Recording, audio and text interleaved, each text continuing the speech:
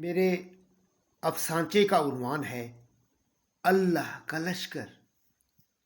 وہ ایک نامور پہلوان تھا اور آج تک کوئی کشتی نہیں ہارا تھا۔ کرونا وائرس کی وبا پھیلی تو میں نے اسے احتیاط کرنے اور ماسک پہننے کا مشورہ دے ڈالا۔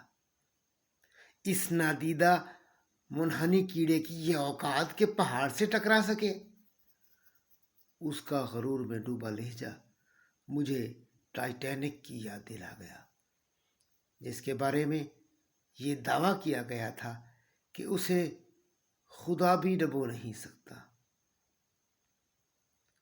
اللہ کے لشکر کو اتنا ہلکا مت لو میاں، میں نے ڈرے سہمے اتنا کہا اور گھر چلا آیا۔